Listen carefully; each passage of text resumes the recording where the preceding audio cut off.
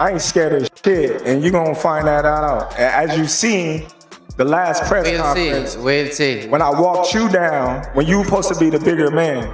Yeah, hey, you say that because you're fighting with nobody, and you obviously look like you're a great fighter. But you find out September 13th, this is gonna be different for you. And it's gonna be different from you as well. Question for Canelo. The last fighters that you fought, they ain't on my level. And I fought everybody. The last fighters you fought since 2002. Mention me one. You mention me one elite fighter. Just one. You. Oh, me. Look. It's gonna be me. I don't care about anybody else. And you will see that. You. So when I beat you, is you gonna be a nobody? When I stuff a mud hole in your ass, you gonna be a nobody. You gonna be just like everybody else. Watch. Same shit that everybody else been saying since I moved to 147. I ain't fought nobody.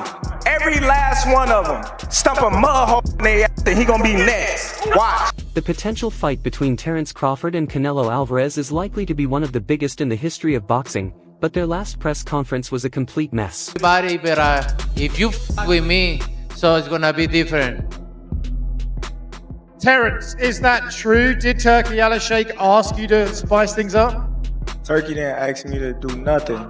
I didn't touch him. You know. Listen. Hey, we know, buddy. We know. First and foremost, somebody was in the room saying that I was scared of them. So I stepped to him and showed him who was the boss of this fight. On the other hand, Floyd Mayweather fought Canelo Alvarez and was very honest about the Mexican star, stating that he has always been free to choose his opponents, and he ignored Canelo's tremendous popularity by claiming the fight was easy for him and that he crushed Canelo despite being nearly 40 years old at the time. And he scolded the boxing community for always putting down other boxers while praising Canelo. But he said the fight was not even close and Canelo was never the threat that. You want to fight, and I'm gonna tell y'all the truth about Canelo. Easy, man. Easy. Y'all sitting up here, y'all praising this dude was nothing.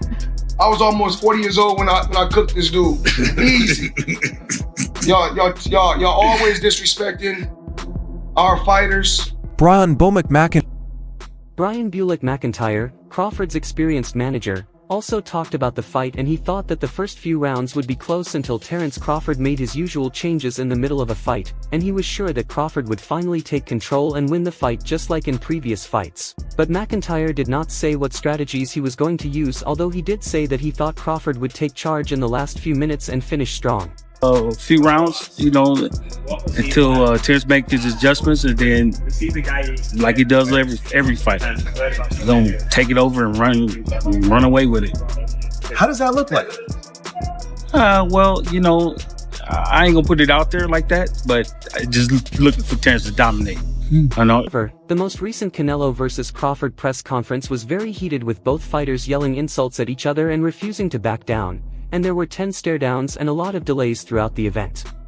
As you seen, the last press conference, we'll see. when I walked you down, when you were supposed to be the bigger man. Yeah, hey, you say that because you're fighting with nobody, and you obviously look like you're a great fighter.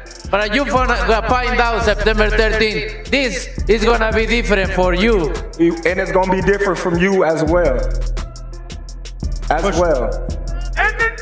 Question for Canelo. The last fighters that you fought, they ain't on my level. And I fought everybody. The last fighters you fought since 2002. Mention me one. You mention me one elite fighter. Just one.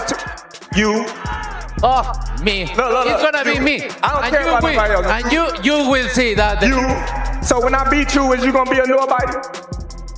When I stuff a mud hole in your ass, you gonna be a nobody. You gonna be just like everybody else. Watch. Same shit that everybody else been saying since I moved to 147. I ain't fought nobody. Every last one of them stump a mud hole in their ass, and he gonna be next. Watch. Antonio Tarver was very excited about the upcoming fight and said that he had been telling people for a long time about Terence Crawford's unique energy, and he sees Crawford as a big threat, the type of competitor who exudes an intensity that others cannot match. And Tarver questioned whether Canelo Alvarez still has the desire to dig deep, especially because his footwork has deteriorated and he has not faced a true test in a while, but he stressed that Canelo would have to push himself to the edge against someone as dangerous and hungry as Crawford. Come on, bro. I've been telling y'all for the longest. That boy got that energy. And you know what energy I'm talking about. What is that? Tarver energy. Bro. Yes, sir. Tarver, he got that. Yes, and so sir. you know, when you get that, we don't see nobody, bro. Now he in there with a dog, Canelo. Now, the Canelo footwork ain't been what it's supposed to be lately. And he hasn't fought a real threat in a long time. Right. Now, sometimes we can get so comfortable in that zone. But now you got to go down deep to get ready for Crawford. You feel me? He got to go deep. Now, we don't know. Calvin Ford also shared his enthusiasm for the Canelo Alvarez vs Terence Crawford battle, adding that he is thrilled for both competitors, and he mentioned that it had been a while since Crawford met another big name while lauding Canelo as one of the best, and Ford stressed the importance of this fight in the boxing world by calling it a watershed moment for both athletes. And he thinks that this meeting provides fans with something substantial to talk about and that both men require each other at this stage of their careers to produce a landmark moment for the sport. This young African American fighting him, it's been a while, you know what I'm saying? And this guy, he's alive.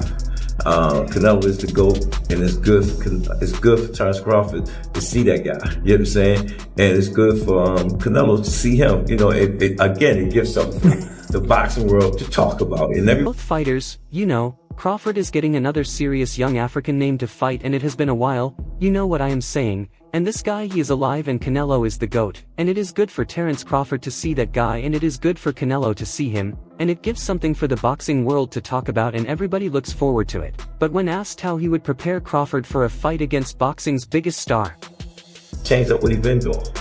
He's been winning. He's been getting the job done. When he shut down Earl, that was perfect. It ain't like he ain't been in no big fight.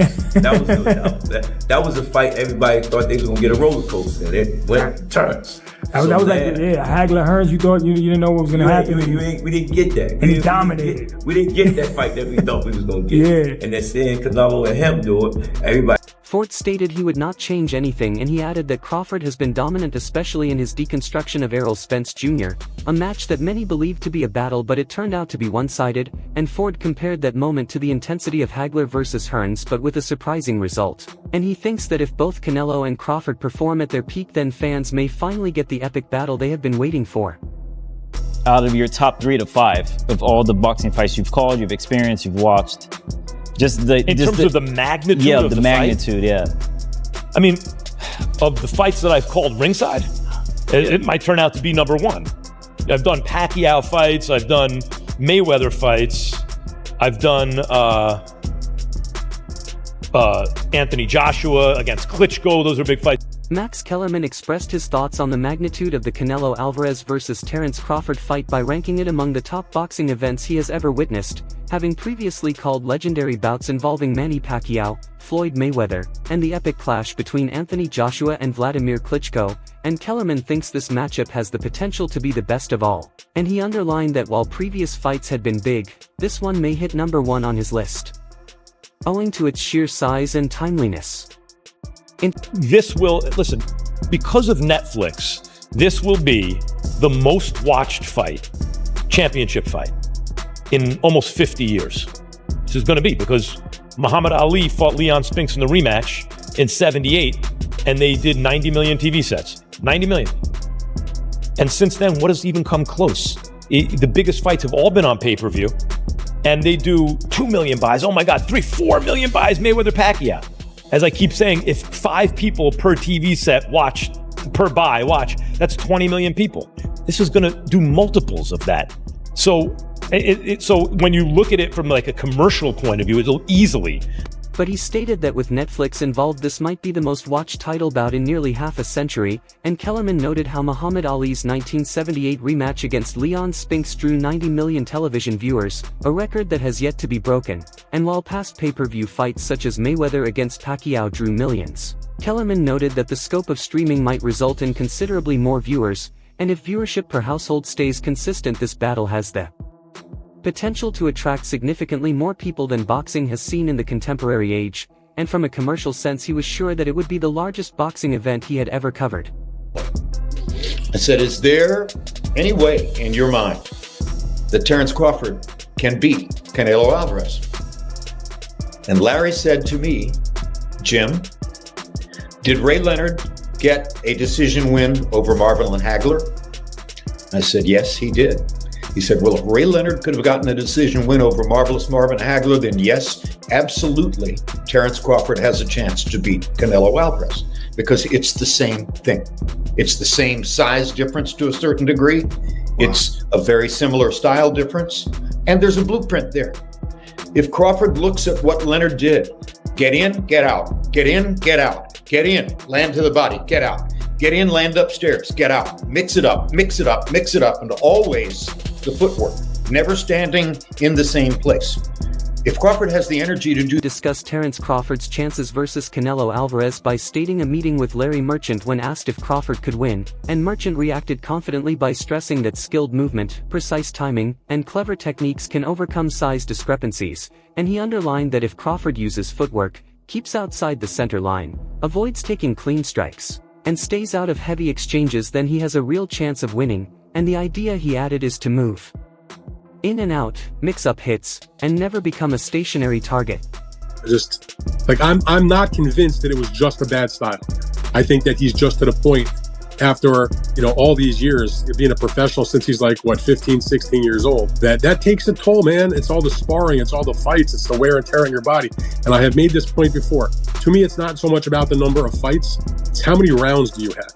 Here's the harsh reality. Canelo Alvarez has literally double the number of pro rounds that Terence Crawford does, even though Lampley said that while Canelo has one of the best chins in boxing, Crawford does not require a knockout to win, and he feels Crawford can win the fight on points by continuing a disciplined strategy, managing distance, and sustaining energy throughout the fight. And despite the major difficulty, Lampley made it apparent that with the proper changes and focus, Crawford has a legitimate shot to outbox and outmaneuver Canelo throughout 12 rounds, and Dan Rafael expressed reservations about the notion that Canelo Alvarez's poor performance against William Skull was simply the product of a difficult opponent, and in his opinion the underlying issue resides in the long-term consequences of Canelo's prolonged career, which began when he was still a teenager. And Rafael emphasized that it is not simply the number of bouts that is important, but the sheer volume of time spent in the ring that eventually wears down even great athletes. 500 something rounds as a professional now, Canelo. Crawford hasn't even hit 300 rounds as a professional. That's a big difference. That's another factor then we can look into this fight. There's so many factors to it, like you say, Dan. Now, you did touch on it before. It's 520 rounds for Canelo Alvarez as a professional, and it's 245 rounds as a professional for Terence Crawford. Yeah. That's a dramatic difference. Think about the wear and tear you might take in an extra 200 plus rounds. And it's not like Canelo's fighting guys who can't fight. He's fighting top-level, world championship-level fighters, one after the other after the other.